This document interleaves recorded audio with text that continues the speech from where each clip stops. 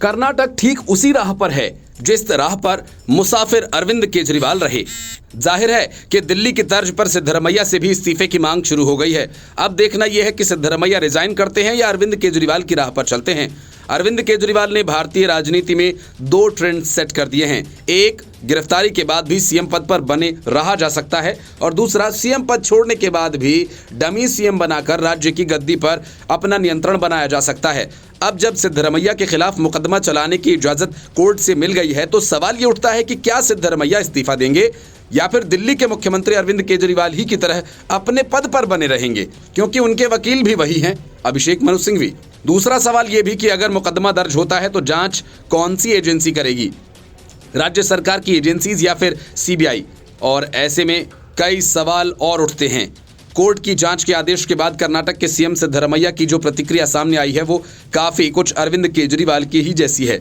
सिद्धरमैया ने बीजेपी और जेडीएस पर निशाना साधते हुए कहा कि ये सियासी लड़ाई है, प्रदेश की जनता मेरे साथ है, मुझे विश्वास है कि अगले कुछ दिनों में सच्चाई सामने आ जाएगी और जांच रद्द हो जाएगी।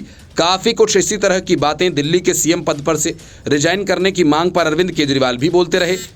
मुख्यमंत्री सिद्धरमैया भी ठीक अरविंद केजरीवाल की ही तर्ज पर प्रधानमंत्री नरेंद्र मोदी को ही मुख्य टारगेट पर रख रहे हैं।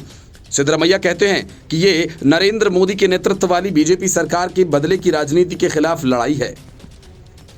बीजेपी और जेडीएस की इस बदले की राजनीति के खिलाफ हमारा न्यायिक संघर्ष जारी रहेगा। मुझे न्यायालय पर भरोसा है। हमारी पार्टी के सभी विधायक, नेता और कार्यकर्ता और कांग्रेस आलाकमान मेरे पक्ष में मजबूती से खड़े रहे और मुझे कानून के लिए लड़ाई जारी रखने के लिए प्रोत्साहित किया।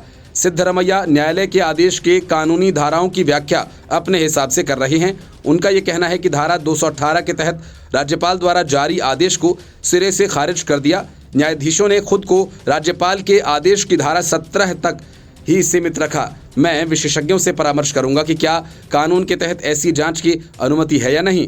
जाहिर है कि उन्हें नैतिक रूप से इस्तीफा नहीं देना है। हालांकि भारतीय जनता पार्टी की कर्नाटक इकाई ने सिद्धरमैया के इस्तीफे की मांग की है। भाजपा के प्रदेश अध्यक्ष BY विजयेंद्र ने कहा कि उच्च न्यायालय ने व्यवस्था दी है कि राज्यपाल की मंजूरी कानून के मुताबिक है। सिद्धरमैया कर्नाटक में अरविंद केजरीवाल की राह पकड़ेंगे तो यह तय है कि केंद्र की एजेंसीज भी अपना काम शुरू करेंगी।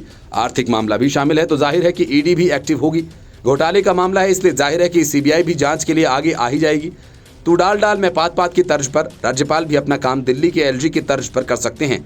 पर एक बात ऐसी है जिसमें अरविंद केजरीवाल जैसी हिम्मत कर्नाटक के मुख्यमंत्री नहीं दिखा पाएंगे। दरअसल अरविंद केजरीवाल अपनी सरकार के ही नहीं, अपनी पार्टी के भी मुखिया हैं, इसलिए उनकी पार्टी उनके पीछे दीवार बनकर खड़ी थी। पर यहाँ मामला अलग है। पार्टी के अंदर पहले से ही सीएम की कुर्सी की लड़ाई चल रही है। दूसरी बात यह भी कि सिद्धरमैया की अगर गिरफ्तारी होती है तो उनके लिए सीएम की कुर्सी बचाए रखना इसलिए भी मुश्किल हो सकता है क्योंकि कांग्रेस उन्हें अरविंद केजरीवाल की राह से अनैतिक रूप से सत्ता में बने नहीं रहने देगी।